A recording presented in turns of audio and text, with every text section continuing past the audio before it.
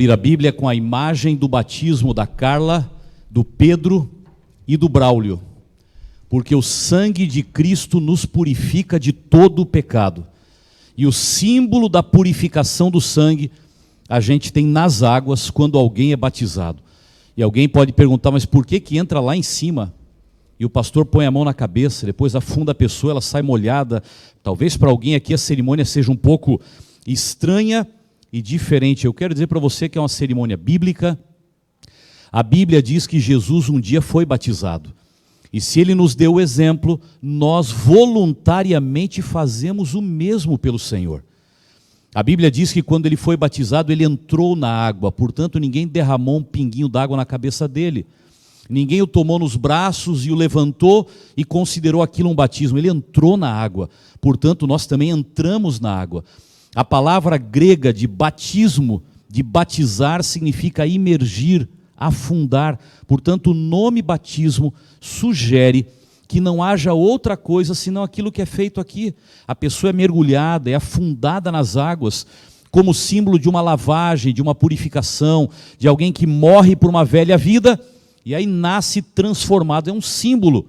Na verdade, a água não muda ninguém, a água apenas mostra o que já deve ter acontecido dentro do coração renascido, esse novo coração que o Senhor vai dando para cada pessoa que passa pelas águas. É um testemunho público e a gente vibra com essa imagem. Eu queria deixar uma palavra também para o pessoal que já foi embora. O maestro Deolindo e a orquestra, eu fui falar do batismo, eles desistiram aqui, né? Mas maestro Deolindo e a orquestra, parece que hoje à noite a orquestra cresceu. Nada melhor do que uma sexta-feira à noite, já nas horas do sábado, num feriado onde todo mundo está mais tranquilo. A minha gratidão, porque eu vi que essa é uma orquestra de várias gerações. Está todo mundo junto aqui, louvando o nome do Senhor. Hoje é dia de lembrar da cruz. Hoje é dia de lembrar da cruz. O feriado nós paramos pela cruz. Infelizmente, alguns pararam pelos ovos de Páscoa. Infelizmente, alguns pararam pelos coelhinhos. Infelizmente, alguns correram para os mercados e shoppings nos últimos dias para ver qual o tamanho, qual o modelo dos ovos de chocolate para dar, porque a tradição foi se tornando grande demais e ela ocupou o lugar principal. Não é que seja errado dar um chocolate para alguém, mas quando ele é o motivo principal, quando a grande festa da casa está ao redor do modelo, do tamanho, do número do ovo de chocolate, é porque alguma coisa está saindo do lugar. Pastor Marlington me mostrou hoje uma frase que alguém falou, eu não tenho o autor aqui, mas achei muito interessante. Dizia assim: quando as crianças falam demais de coelho, é porque elas estão ouvindo pouco do cordeiro. Puxa vida, não quer dizer que não possa falar.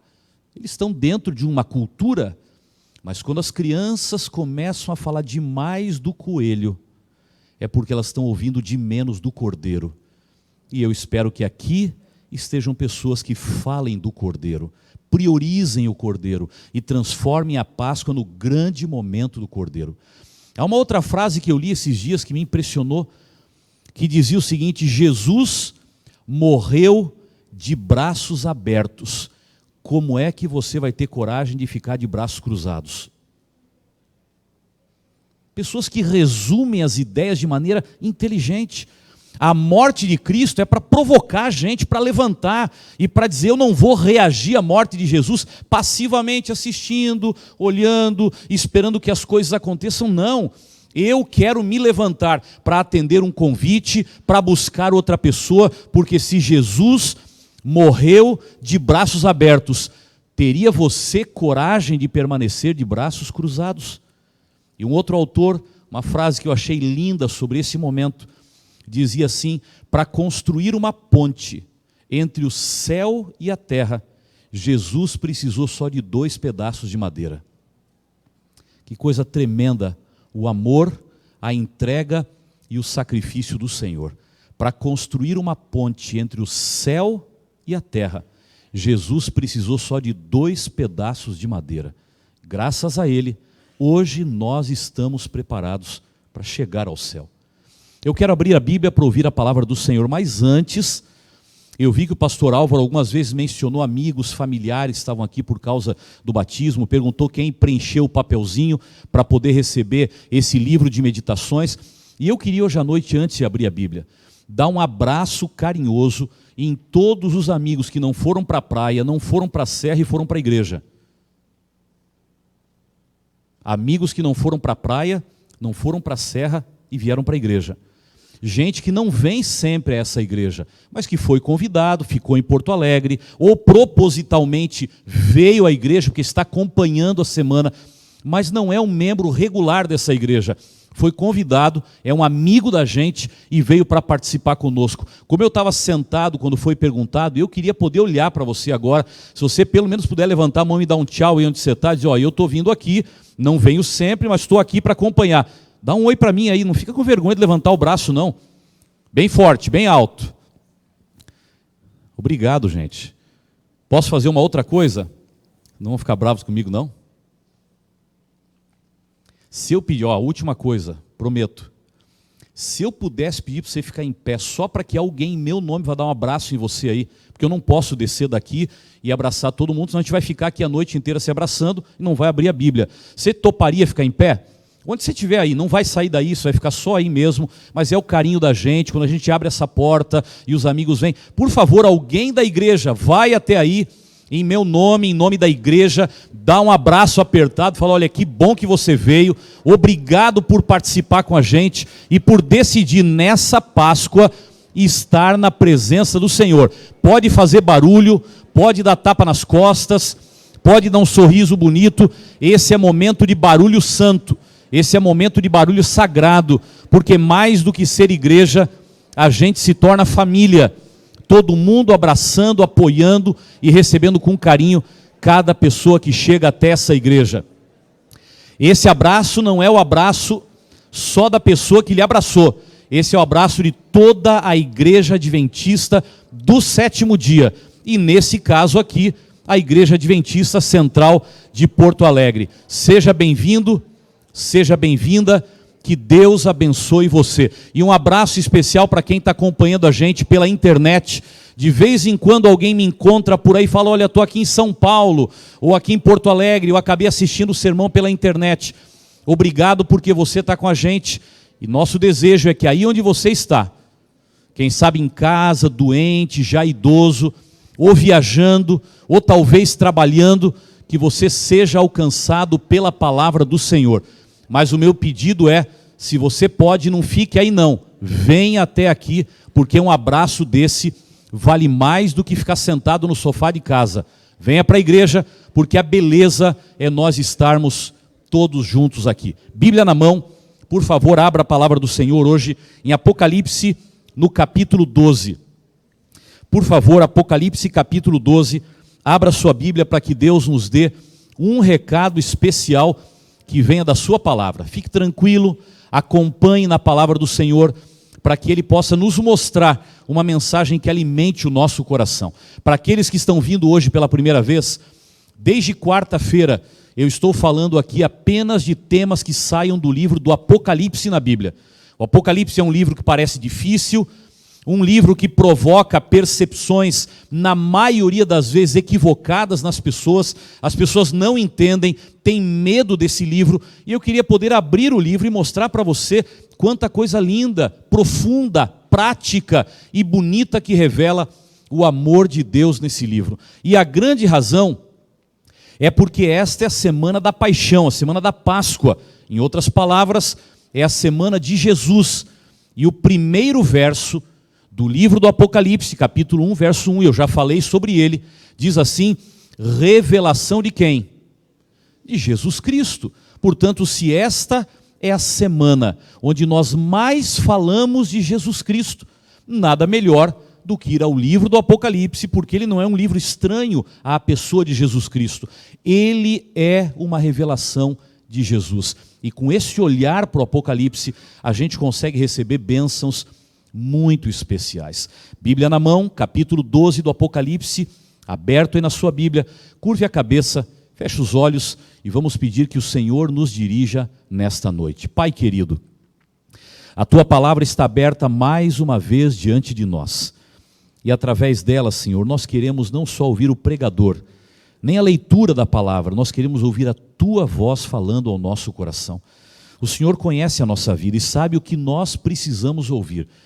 E o que eu te peço hoje à noite é que o Senhor use a palavra e o pregador, mas fale a cada pessoa o que ela necessita ouvir, de modo que cada um volte para casa dizendo: o Senhor falou ao meu coração, orientou as minhas necessidades e eu volto alimentado pelo Espírito Santo do Senhor. Fica conosco, Pai, numa noite como essa, quando os nossos olhos se voltam para a cruz e para o sacrifício de Cristo, nós pedimos que o Senhor habite também em nosso coração e nesta igreja que é a casa do Senhor. Fica conosco, oramos por Cristo Jesus. Amém. Desde que o pecado surgiu lá no céu e depois veio para essa terra através do jardim do Éden, uma cruz foi fincada no coração de Deus. Você já parou para pensar nisso? De que antes de ser colocada uma cruz no Calvário, uma cruz foi colocada no coração de Deus. Quando surgiu o pecado, o Senhor já se apresentou como solução para o pecado e para o pecador. E a Bíblia foi nos dizendo, através do Antigo Testamento, que essa oferta era uma oferta do madeiro, era uma oferta que envolvia sangue, era uma oferta que envolveria sacrifício, era uma oferta que envolveria morte. E desde aquele momento, Jesus se ofereceu para resgatar a humanidade. E uma cruz foi cravada no coração do Pai. E nessa cruz, um dia, foi pendurado o próprio Filho. Desde que o pecado surgiu no céu e depois no mundo, começou uma luta entre o bem e o mal. Uma luta que nós chamamos mais popularmente de grande conflito. Não só entre o bem e o mal como poderes que estão por aí se degladiando, mas nós chamamos de grande conflito entre seres reais, entre Cristo e Satanás. O grande conflito começou e alcançou toda essa terra. É interessante, o lugar que melhor descreve esse conflito é o Apocalipse. E o momento que melhor apresenta esse conflito é a cruz do Calvário. E por isso hoje, unir Apocalipse e cruz pode nos dar uma mensagem muito interessante. Eu repito a você, o lugar que melhor descreve esse conflito é o Apocalipse. E o momento que melhor representa este conflito é a cruz. Portanto, vamos olhar para o Apocalipse hoje com os olhos da cruz. Se você abrir sua Bíblia, já deve estar aberta em Apocalipse capítulo 12, você vai entender que o livro do Apocalipse também tem, como outros livros da Bíblia, um capítulo central que é um divisor de águas entre o livro da primeira para a segunda parte. E esse capítulo no Apocalipse é o capítulo 12. Do capítulo 1 até o capítulo 11, há uma ênfase histórica no Apocalipse. Não é só história. Há exceções, mas a ênfase do Apocalipse é histórica. Quando você vai do capítulo 13 até o capítulo 22, você entra numa ênfase voltada ao fim, ao remanescente. Mas o capítulo 12 fica exatamente no centro, entre as duas partes do livro. E há um alerta muito interessante nesse capítulo 12. E é por isso que ele é um divisor de águas no livro, porque o que vem antes é como que coroado no capítulo 12, e o que vem depois está baseado no capítulo 12. Mas antes de ver qual é a ênfase desse capítulo 12, eu queria fazer duas perguntas para vocês. Se vocês pudessem parar hoje para analisar os tempos em que nós estamos vivendo, os nossos dias, 2019, século 21, vocês acham que nós estamos, considerem a realidade, vocês acham que nós estamos em um piquenique ou nós estamos em um campo de batalha? Como é que você descreveria o momento que nós estamos vivendo? Piquenique ou campo de batalha? Qual dos dois? Parece que não tem nada de piquenique não, né? Ninguém está vivendo vida tranquila por aí. Até os que se acham tranquilos vivem preocupados. Nós vivemos em um campo de batalha. E aí vem a segunda pergunta. Se você tivesse que olhar para a igreja, essa igreja aqui hoje, você acha que a igreja se assemelha mais a um clube ou a um exército Qual das duas características melhor representaria a igreja? Então me parece que você está chegando à conclusão da ênfase que está no capítulo 12 do Apocalipse. Nós não estamos num piquenique, nós estamos num campo de batalha. Nós não somos um clube, onde você vem para curtir, onde você vem para dizer gostei disso, não gostei daquilo, onde você vem para dizer o assento é confortável, o ar-condicionado é bom ou não é, quero ou não quero, fico ou não fico, me abraçaram eu fico, não me abraçaram eu não fico, foram simpáticos eu gosto, não foram simpáticos eu não gosto. A igreja nunca foi tratada como clube, para você vir aqui, sentar e curtir, aproveitar, se sentir bem. Então se você foi para casa com um calorzinho no coração, é porque o clubinho funcionou legal. E se você foi para casa e parece que alguém falou ali, mas não deu o calorzinho no coração, ou você não voltou para casa com uma cabeça diferente, então o lugar não deve ser legal, eu vou bater em outra porta, eu vou procurar um outro lugar onde eu me sinta bem. Isso é cabeça de clube. Nós não somos clube, nós somos exército. Quem entende que está dentro de um campo de batalha, enfrentando os desafios todos os dias, e está aqui para ficar alerta, está aqui para encontrar força, está aqui para entender a palavra, está aqui para enfrentar o inimigo, porque nós estamos em um campo de batalha. E amigos, essa é a ênfase do capítulo 12 do Apocalipse. Se eu pudesse resumir o capítulo 12 em uma expressão, eu diria, o resumo do capítulo 12 é: estamos em guerra. É isso. Olhem na sua Bíblia, capítulo 12, versos 7 a 9. Essa guerra que o capítulo 12 apresenta é uma guerra em 4 cenas.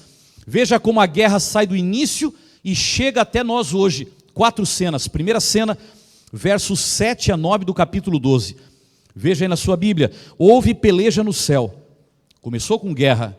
Houve peleja no céu. Miguel e os seus anjos pelejaram contra o dragão. Também pelejaram o dragão e os seus anjos. Todavia não prevaleceram.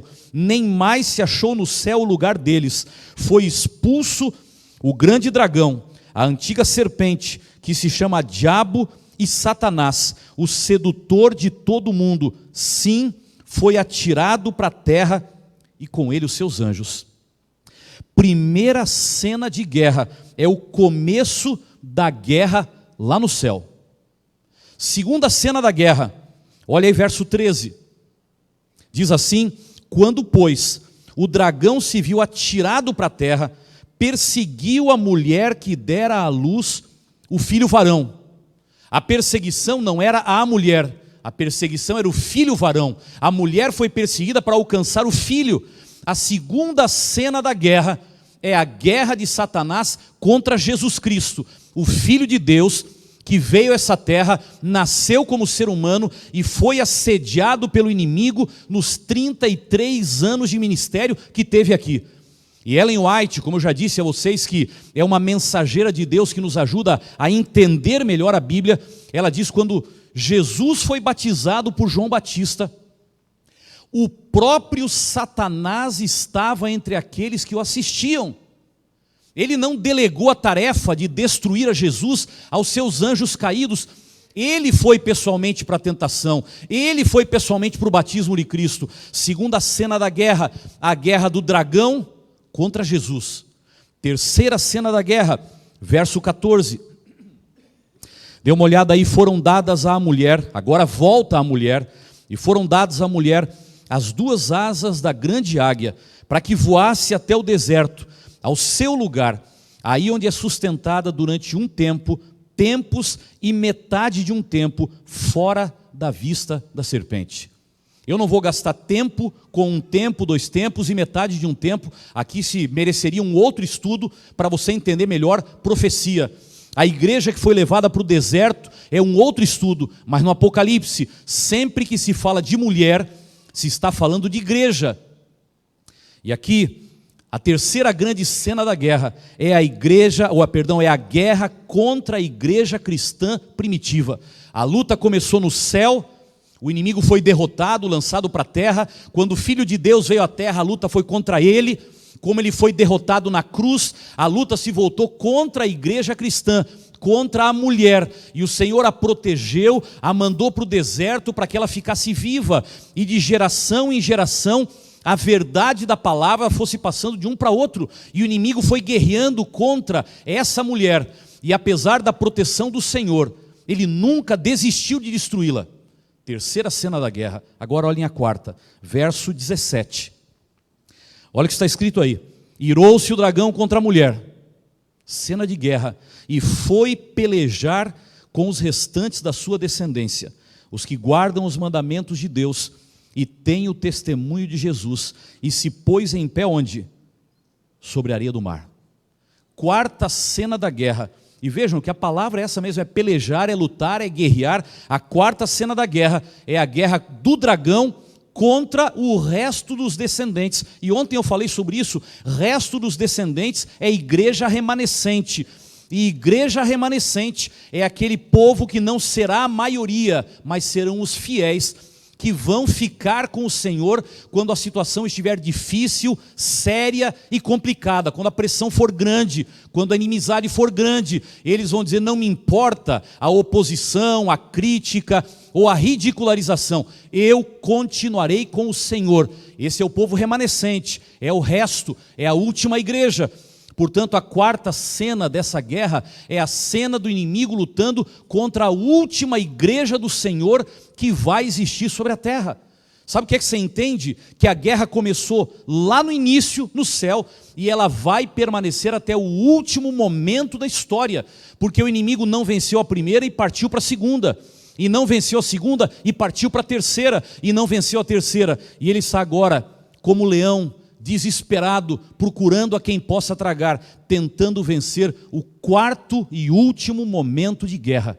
É por isso que a ênfase do livro do Apocalipse, no capítulo 12, é: estamos em guerra. E quando fala, aqui no verso 17, da guerra, da quarta cena, contra o resto, contra o remanescente, João ele é tão enfático, que ele se preocupou em dizer: é o resto, é o remanescente, mas eu vou dar para vocês qual a identidade deste remanescente, para você saber se você faz parte dele ou não, para você saber quem é este remanescente que terá a aprovação do Senhor, e apesar das batalhas, permanecerá fiel a ele. E você viu aqui no final, quem são eles? Os que guardam os mandamentos de Deus e têm o testemunho de Jesus.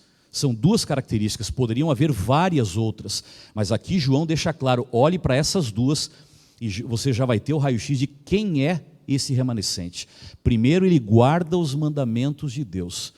Não é qualquer denominação, não é qualquer povo, não é uma placa de igreja, mas é um povo que vai dizer qual é a vontade do Senhor.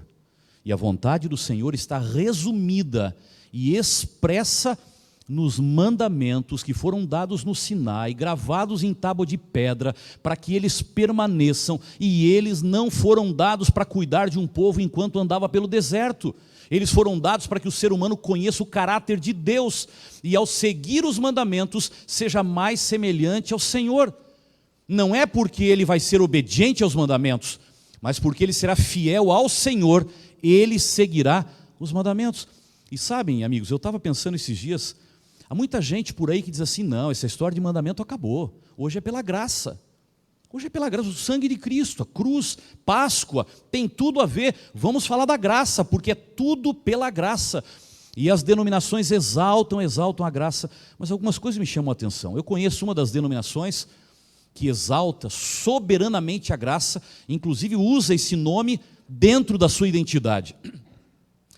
Mas me chamou a atenção um dia, eu entrei numa igreja adventista, e por alguma razão, que eu não sei qual, alguém também havia entrado ali, ou para um culto, ou para visitar a igreja, e deixou num banco um livro de regras de uma dessas igrejas. Nós também temos o que nós chamamos de manual da igreja, com as regras de funcionamento da igreja. E eu achei curioso, vi o nome da igreja, vi e falei: puxa, nunca peguei para ver como é que uma outra denominação se porta, porque eles devem ter suas regras também. É natural. E quando eu comecei a ler, eu achei que a gente tinha regras rígidas, mas as nossas são graça, perto da lei que eu acabei vendo nesse outro manual. Aí eu fiquei pensando, interessante, Tantas denominações dizem que não existe lei, tudo é pela graça. Mas quando eles vão gerenciar o povo de Deus, eles precisam de um livro inteiro de lei para fazer esse gerenciamento.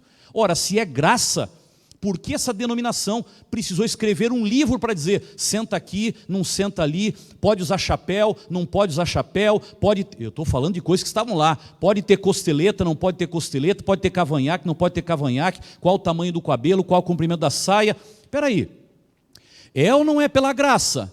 É pela graça, mas você faz um livro para encher as pessoas de regras, e muitas delas que nem na Bíblia estão.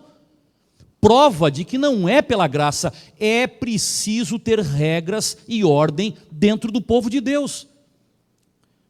A grande maioria de vocês já visitou os Estados Unidos, já viajou para lá e gosta de ir para lá, porque é uma terra lindíssima e uma terra construída sobre os pilares do protestantismo. Mas talvez nos Estados Unidos esteja hoje o maior número de denominações que dizem que nós não precisamos de lei, nós vivemos debaixo da graça. Agora, quem visita os Estados Unidos regularmente sabe que se há um país que tem lei para tudo, é lá. Muito mais do que aqui, se não em quantidade, pelo menos em obrigatoriedade, em seriedade, em necessidade de cumprir as leis. E eu aí outra vez olhava e dizia, puxa, se esse país foi construído sobre os pilares do protestantismo, está baseado na palavra de Deus e ainda mantém muitas dessas tradições, por que temos tantas leis e tão rígidas se o ser humano deveria ser movido pela graça? Deus sempre soube que a graça de Cristo nos salva, mas é a lei que mostra o nosso compromisso com essa salvação. Ele sempre soube que o ser humano seria infectado pelo pecado, apesar da salvação, ele seria infectado pelo pecado, e o Senhor disse, eu preciso que vocês vivam com ordem, com lei, com respeito, e por isso eu entreguei as minhas leis para poder guiar pessoas salvas pela graça, mas que vivem num mundo de pecado, e num mundo de pecado é preciso ter regras para podermos nos mover de acordo com as orientações de Deus, de acordo com o caráter de Deus. Portanto, é claro na Bíblia, este remanescente não é alguém que crucificou a lei, esse remanescente é alguém que valoriza a crucifixão de Cristo, mas que respeita a lei como um exemplo, como uma revelação do caráter do Senhor. E quando fala aqui do testemunho de Jesus, o próprio livro do Apocalipse fala que a fé de Jesus, ou testemunho de Jesus, é o espírito de profecia, e nós cremos que o testemunho de Jesus é a revelação especial de Jesus, para que possa guiar os seus filhos no tempo do fim. Conheça melhor um povo que tem essas características. Igreja, a gente não escolhe pelo tipo de louvor que ela tem. Igreja, a gente não escolhe pelo abraço carinhoso que nos deram na entrada. Igreja, a gente não escolhe pelo conforto do templo, nem pela proximidade da nossa casa. Igreja, a gente escolhe pela harmonia com as orientações da palavra de Deus. Essa é a igreja remanescente. É contra ela que existe uma guerra. Agora, não sei se vocês já pararam para pensar comigo, quando você lê no capítulo 12, que nós estamos em guerra, e que o inimigo guerreia especialmente contra essa igreja remanescente, contra esse último povo, sobre aqueles que vão viver no tempo do fim, você começa a encontrar uma explicação dos porquês algumas coisas começam a acontecer. Porque parece que está tudo bem e de repente aparece uma doença inesperada em alguém que sempre foi fiel ao Senhor. E você pergunta, mas por quê? Essa pessoa sempre estava na igreja, essa pessoa sempre lia a Bíblia, essa pessoa sempre orava, e de repente uma doença incurável e a vida acabou em 3 ou 4 meses, porque nós estamos em guerra. Talvez você consiga entender por que algumas famílias que nós tínhamos como perfeitas, se amavam, os filhos todos juntos, de uma hora para outra elas acabam, houve traição, e você diz, mas nunca conseguiria imaginar que essa pessoa cairia nesse tipo de pecado, eu nunca imaginei que esse líder da igreja faria o que fez. Estamos em guerra. Talvez você consiga entender melhor por que algumas mortes violentas acontecem, que a gente não consegue explicar, que a gente não consegue entender, e que a gente imagina que, quem sabe, a morte violenta poderia acontecer com quem vive envolvido com violência, mas quando você vê uma pessoa inocente, vitimada por um acidente de carro, de alguém que estava embriagado, e a pessoa embriagada se recuperou, mas a pessoa inocente, junto com a sua família, acabou morrendo de maneira gritante e violenta. Você fala, não é possível. Lembre, não é possível. Só acontece porque nós estamos em guerra. Você começa a entender por que alguns escândalos da natureza aparecem. De repente, numa cidade, cai uma chuva que parece um dilúvio, que ninguém previa que aquilo aconteceria daquela maneira, e dezenas de pessoas morrem, e milhares perdem a sua casa e não têm onde viver, e você fala, gente, esse povo é inocente. Eu acompanhava agora no Rio de Janeiro, na última tragédia climática que eles tiveram ali. Que tristeza ao ver a polícia, os bombeiros, resgatando um táxi, vocês viram isso, que foi soterrado, com o motorista, a avó e o netinho, e os pais estavam nos Estados Unidos viajando e deixaram o netinho com a avó, e ao andar de táxi desabou lá alguma coisa e acabou cobrindo o carro e morreram os 3, e você vê, gente, uma avó cuidando do netinho, enquanto dava alegria aos pais de fazerem uma viagem para o exterior, e a notícia, como essa família encarou, e você pergunta por que não tem uma explicação. A única explicação é que nós estamos em guerra. Aí você começa a entender por que acontecem alguns escândalos que nós não gostaríamos que acontecessem. Escândalos que envergonham famílias, escândalos que envergonham ambientes de trabalho, escândalos que envergonham líderes, escândalos que envergonham a igreja. E você olha e fala, não pode, não deveria ser assim, não foi dessa maneira que nós esperamos que tudo acontecesse. Eu só posso lhe dizer uma coisa, estamos em guerra. Não duvide das coisas que estão acontecendo dentro de um mundo que você não é capaz de enxergar.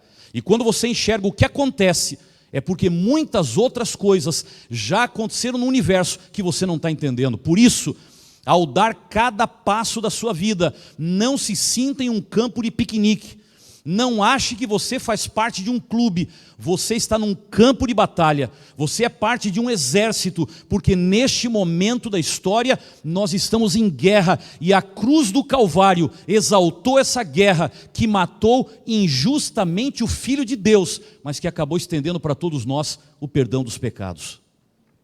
Agora eu não sei, essa guerra, ela me impressiona com um detalhe. Parece uma guerra desproporcional. Você já notou isso? Quando a Bíblia fala da guerra, ela fala que a guerra é entre Cristo e Satanás. Satanás na Bíblia é chamado de alguns nomes e é comparado com alguns animais. Ele é comparado à serpente, mas ele é muito comparado com um animal, inclusive no capítulo 12. Que animal é esse? Dragão. Satanás é comparado com um dragão. E Jesus é comparado com alguns outros animais, mas ele sempre é exaltado, especialmente quando olhamos para a cruz, como sendo que animal? O cordeiro. Agora, gente, pensem comigo, uma batalha entre dragão e cordeiro é ou não é uma batalha desproporcional? É ou não é? Se nós olharmos friamente, humanamente, não tem nem discussão. Só de o dragão olhar para o cordeiro está acabado. Só de o dragão abrir a sua boca, ele engole o cordeiro não é nada diante do dragão. E a Bíblia pinta para nós um conflito, uma guerra, onde parece que os dois lados são totalmente opostos, diferentes, e um é fraco demais e o outro é forte demais. Dragão versus cordeiro. A ideia de que é um muito fraco lutando contra um muito forte, parece esse o primeiro conceito que vem à tona. E eu vou dizer para você, esse não é o único momento na Bíblia, aqui no Apocalipse, esse não é o único momento na Bíblia onde ela apresenta uma luta que parece desproporcional. Você lembra daquela batalha entre Davi e Golias? Era uma batalha o quê? Totalmente desproporcional. Se você olhar um pouquinho mais, você vai lembrar de uma outra batalha, onde Elias se levantou contra os profetas de Baal. Era batalha perdida, totalmente desproporcional. Era um para centenas, era batalha perdida, batalha desproporcional. Se você for um pouquinho mais dentro da Bíblia, você vai ver que um dia Deus chamou Moisés e Arão e disse: vocês dois vão lá no Egito, falem com o faraó e libertem o meu povo da escravidão daquela terra. Quem era Moisés, quem era Arão, para os dois se levantarem e enfrentar o império egípcio, o grande poderio militar da época. Era uma guerra desproporcional, era batalha perdida, não tinha a mínima condição de tentar. Quando você olha para a história da igreja cristã, Jesus veio à terra e depois da sua morte na cruz, ele falou para os 11 apóstolos: vocês agora vão, e o poder do Espírito Santo vai acompanhar, e vocês vão pregar a todos os lugares, e levar a minha palavra a todas as pessoas. O Império Romano da época tinha cerca de 200 milhões de habitantes, eles eram 11 pessoas. Isso era uma batalha perdida, uma batalha desproporcional. 11 para alcançar 200 milhões de pessoas, era uma guerra desproporcional. E eu acho que na nossa vida também há muitas guerras desproporcionais. Você não sente às vezes que algumas batalhas que você enfrenta parece que são batalhas perdidas? Elas são muito maiores do que você não consegue. Eu às vezes paro para pensar, por exemplo, nós como povo do Senhor recebemos uma missão, e a nossa missão é ir e pregar esperança, a esperança da breve volta de Jesus a todo mundo. Mas gente, nós somos, somando tudo, 21 milhões de pessoas, 219 países do mundo, mas o mundo tem 7 bilhões e meio de habitantes. Como é que você acha que nós, 21 milhões, vamos ser capazes de nos levantar e ir em direção a 7 bilhões e meio de pessoas? É uma batalha desproporcional. Quando a gente para pensar, às vezes, nos nossos valores e nos valores da sociedade, às vezes parece uma batalha desproporcional. Por exemplo, fale por aí que Deus é o Criador dos céus e da terra. Isso não é obra do acaso, não é obra de um processo evolutivo, não importa como você estude a origem dessa evolução, mas o Senhor criou, Gênesis 1 e 2, 7 dias literais, pela palavra do Senhor, cada uma das coisas foram aparecendo de acordo. Fale isso na sua faculdade. É luta de cordeiro contra dragão. É ou não é verdade? O povo vai rir de você. O povo vai rir de você. Vá pedir para que lá no seu trabalho as pessoas liberem você no dia de sábado, porque você quer adorar o Senhor. E do pôr do sol da sexta-feira até o pôr do sol do sábado, você separa esse tempo só para as coisas do Senhor, e por isso você não vai se envolver em outras atividades. Na maioria dos casos, o que você ouve é: se você quer fazer isso, procure o quê? Outro trabalho, aqui não tem lugar para você. É briga de cordeiro contra dragão. Parece que os nossos valores, eles vão ficando tão pequenos que às vezes a gente se pergunta: será que vai ter algum momento onde a sociedade vai aceitar o que nós estamos falando? Ou nós vamos ficar cada vez menores, e o outro pensamento, o outro ponto de vista, que não é o da Bíblia, vai crescendo, e parece que a gente já não é mais ouvido. Parece que a gente fala e nós somos minoria, quase ninguém mais está falando sobre isso. Você fala: gente, nós estamos ficando pequenos demais, ninguém nos ouve, quando nos ouve, nos ridicularizam. Nós não estamos falando o que pensamos, nós estamos apresentando o que está na Bíblia, porque parece luta de cordeiro contra dragão. Experimente se levantar, e com todo o respeito que nós devemos ter, com todo o respeito que devemos ter pelas pessoas, mas experimente se levantar e dizer que, segundo a Bíblia, o casamento é uma criação de Deus, entre homem e mulher, até que a morte os separe. Repito, com todo o respeito àqueles que pensam diferente, porque não nos cabe dominar ou incriminar a vida dos demais, nos cabe apenas viver de acordo com a Bíblia e compartilhar aquilo que a Bíblia ensina. Mas vá com carinho, fale isso. Cada vez mais vai virando crime, com ameaça de prisão e com falta de condições sequer de você poder compartilhar o que a Bíblia ensina. Não parece que vai virando uma briga de cordeiro contra dragão? A máquina é tão grande, a mídia vem tão forte, a opinião pública é tão violenta, que você fala: eu vou ficar quietinho no meu canto, porque eu não tenho a mínima condição de defender esse ponto de vista, que eu vou ser triturado. É luta de cordeiro contra dragão. Não parece a você, às vezes, que você está lutando contra uma tentação? E essa tentação é tão grande que você luta, e luta, e luta. E faz 40 anos que você está lutando para vencer esse mau hábito. E você não consegue, porque esse mau hábito parece tão maior do que você pensa assim, eu nunca vou conseguir. Eu acho que ou Jesus me leva para o céu com isso, ou eu vou acabar não indo, porque não dá. Parece uma luta de cordeiro contra dragão, isso é mais forte do que você, é maior do que você, derrota você e não dá você condições de levantar a cabeça e enfrentar. É luta de cordeiro contra dragão. Não lhe parece aqui no livro do Apocalipse que a Bíblia pinta o quadro de uma guerra, mas de uma guerra desproporcional? Eu queria terminar hoje à noite lendo um outro verso do Apocalipse, capítulo 17, verso 14. Eu pintei todo o cenário de guerra, toda essa guerra desproporcional entre cordeiro e dragão, e ela é desproporcional. Dois animais que não podem se enfrentar, mas aquilo que é desproporcional no campo físico, também é desproporcional no campo espiritual. Olha o que está escrito aí, capítulo 17, verso 14, e pelejarão eles contra quem? Contra o cordeiro. Mas o que é que está escrito depois? O cordeiro os vencerá, porque ele é Senhor dos senhores e Rei dos reis. E olha a última parte, o que está escrito aí. E vencerão também quem? Os chamados, eleitos e fiéis que se acham com ele. A cruz é símbolo de vitória, porque o cordeiro vencerá. Coisa linda. A batalha é desproporcional, sim, é de dragão contra cordeiro, e no mundo real o cordeiro é derrotado pelo dragão, mas no mundo espiritual o cordeiro vencerá. Não importa o tamanho do desafio, não importa o tamanho da crise, não importa o tamanho da tentação, não importa o tamanho do problema, não importa o tamanho da mensagem ou da missão, a palavra de Deus é clara. Olhe para a cruz e você entenderá uma coisa: lá na cruz foi dado o primeiro grande passo que se repete todos os dias na vida de todas as pessoas, porque o cordeiro vencerá.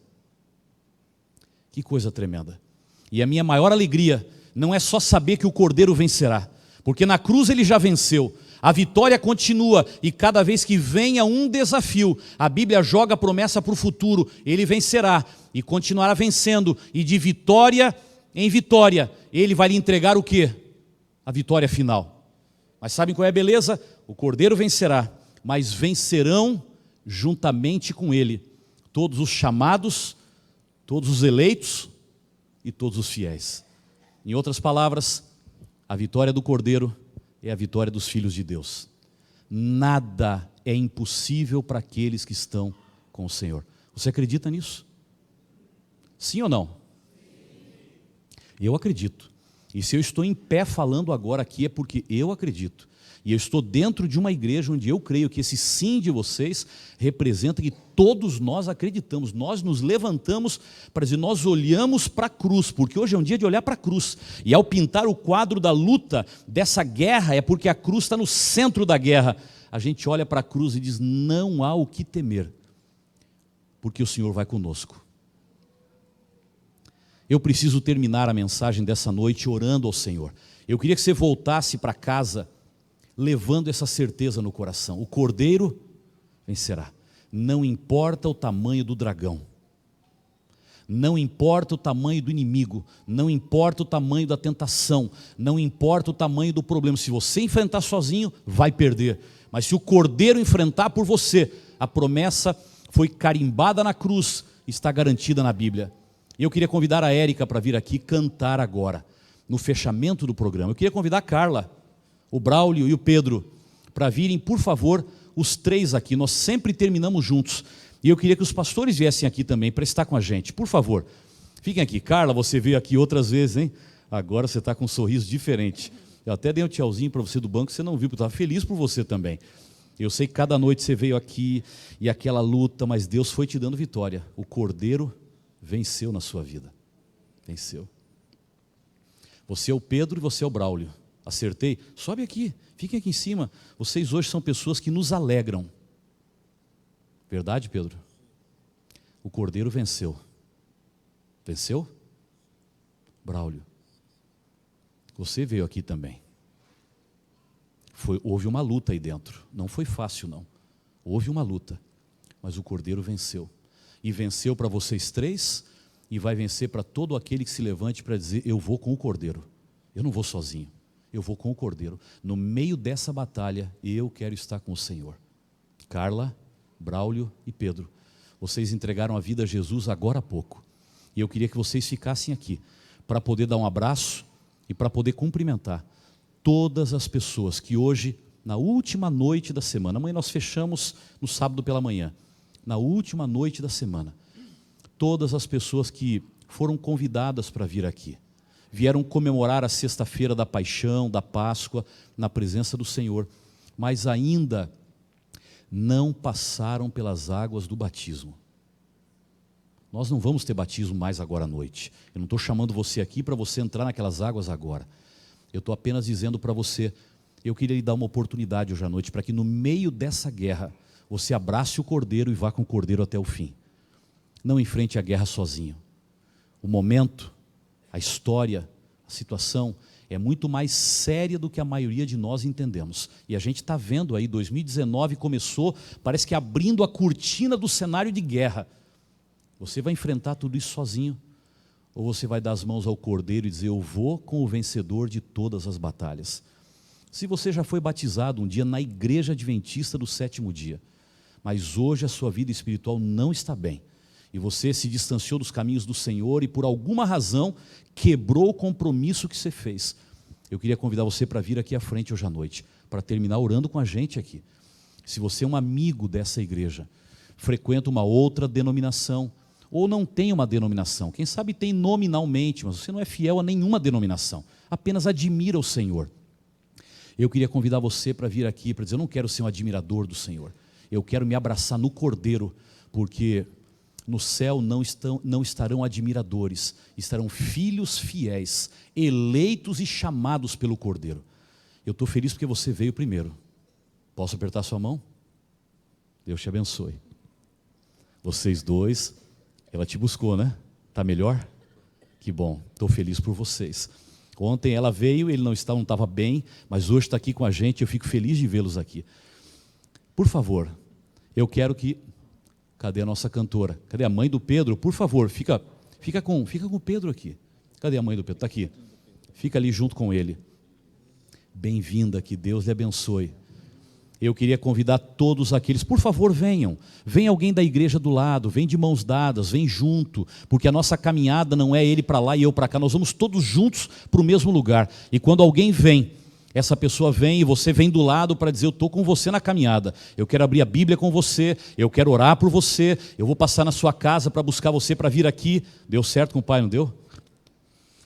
Eu quero que você faça parte dessa família, nós vamos juntos, eu vou andando para frente, vocês podem ir ocupando esse lugar aqui.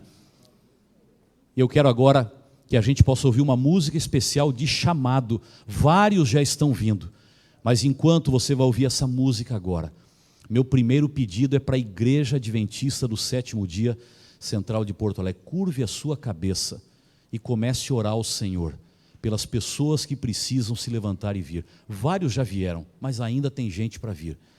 Ainda há pessoas que ficam naquele conflito, naquela luta, talvez com um pouco de vergonha, talvez com dúvida, talvez crendo que não precisam se expor dessa maneira, mas eu queria que eu ouvir essa música agora. Você e quem está perto de você, se levantem para vir aqui, porque eu preciso orar por você. E que dia melhor para você se levantar do que a noite de Páscoa, ou que momento melhor para você se levantar do que a noite de Páscoa. E eu vou caminhando, nem que eu fique no meio da igreja, não há problema. Vocês vão, pode ocupar, podem chegar mais perto. Eu queria tanto que vocês dessem um abraço, estão chegando aí, Pedro, Braulio, Carla, o pessoal está mais por aqui. Se vocês puderem caminhar e cumprimentar, dar as boas-vindas a eles, eu queria que vocês pudessem também dar essa saudação para aqueles que estão vindo, porque eles estão vindo para chegar onde vocês chegaram. Por favor, cante, e eu gostaria de esperar mais alguém que ainda precisa vir.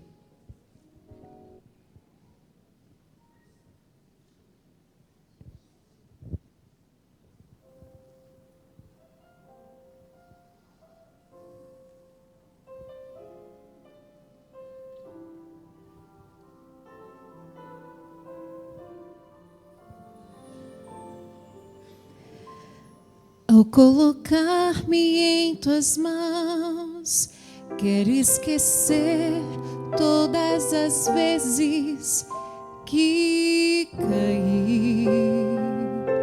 Não quero reviver batalhas duras que perdi quando de ti me afastei e tão longe eu vaguei. Hoje te entrego outra vez a minha vida, a minha mente, o meu ser.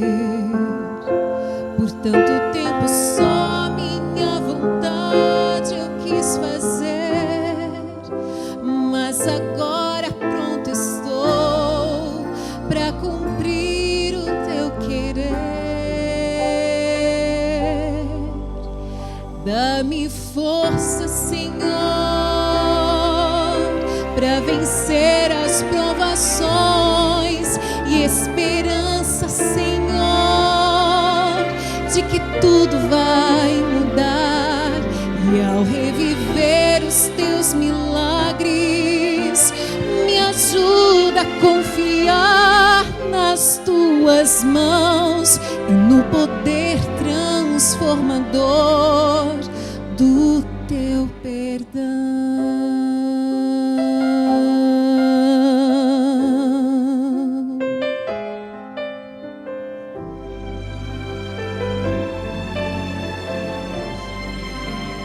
A música vai tocando, se levante e venha. Quero entregar-te o meu ser, eu só te peço, nunca mais me deixe ir. A tua companhia é o que jamais quero perder. Renova minha fé e me ensina a obedecer. Dá-me força, Senhor, para vencer as provações e esperança, Senhor, de que tudo vai mudar. E ao reviver os teus milagres, me ajuda a confiar nas tuas mãos e no poder transformador do teu perdão. Se não fosse a tua graça, não sei onde estaria. Te agradeço e te louvo por me dar mais uma chance. Dá-me força, Senhor, para vencer as provações e esperança, Senhor, de que tudo vai mudar. E ao reviver os teus milagres, me ajuda a confiar nas tuas mãos e no poder transformador do teu perdão. E ao reviver estes milagres, eu quero confiar nas tuas mãos e no poder transformador do teu perdão.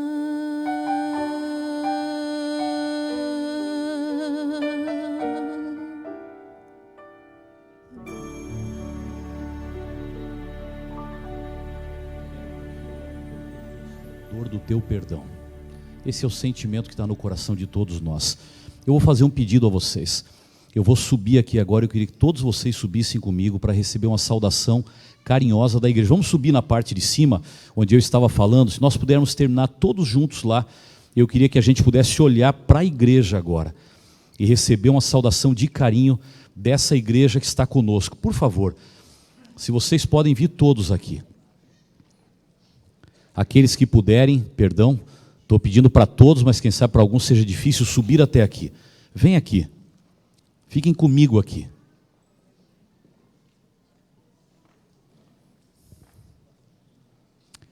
Eu fico olhando para cada um dos que sobe.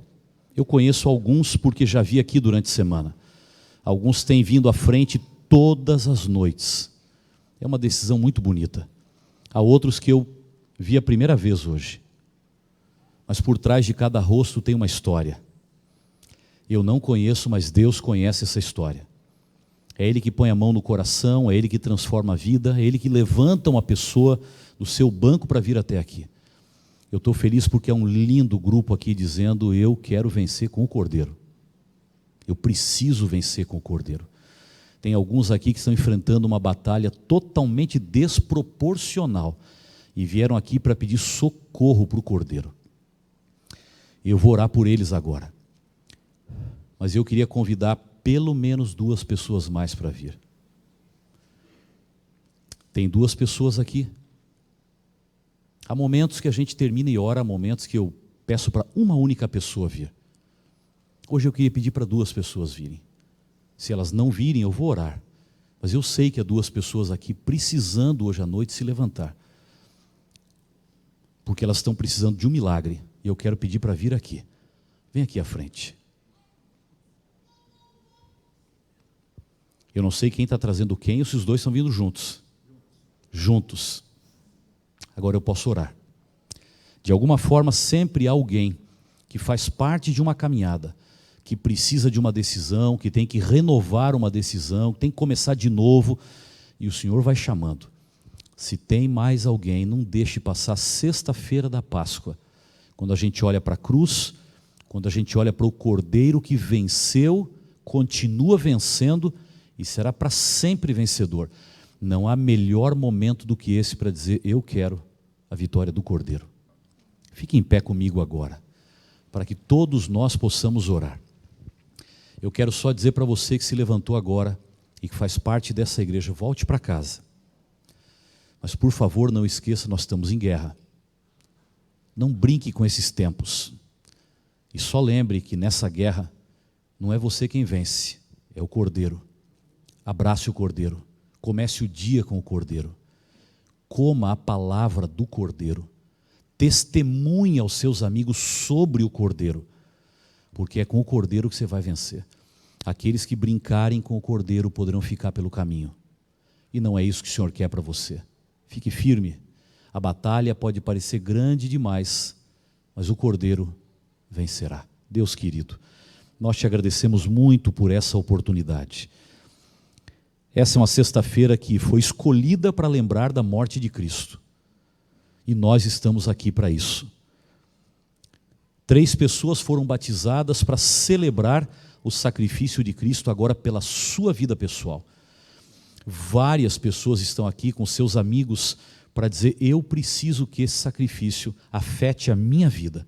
Eu preciso que o Cordeiro que foi para a cruz, pareceu derrotado numa batalha desproporcional, se saiu vencedor, e Ele pode dar a vitória nas minhas lutas pessoais, familiares, de saúde, emocionais, financeiras, mas especialmente espirituais. Olha para todos nós, Pai, porque a atitude de se levantar de um banco e vir aqui à frente, ela é silenciosa, mas ela fala muito alto do que está no coração. Eu te entrego cada uma dessas pessoas que eu não posso mencionar o nome, mas que o Senhor sabe quem é, de onde vem e qual a necessidade que possui. Eu te peço apenas, Pai, que ninguém venha para cá buscando aquilo que quer e deixando de receber aquilo que precisa. Que todos os que vieram aqui, podem vir por motivos humanos, mas que saiam daqui com o poder de Cristo lhes dando um novo coração, porque é isso o que nós esperamos da cruz. Fica também com essa igreja que está no campo de batalha. Ajuda-nos, Pai, a não descuidarmos, mas a andarmos todos os dias com o Cordeiro e vencermos com Ele. Vai conosco para casa, protege-nos, leva os teus anjos conosco e nos dá paz no coração. E que nestas horas sagradas o Senhor esteja muito mais perto de nós. E amanhã pela manhã, a gente esteja aqui para te adorar mais uma vez. Oramos em nome do nosso amigo, Senhor e Salvador Jesus Cristo. Amém. Deus abençoe a todos.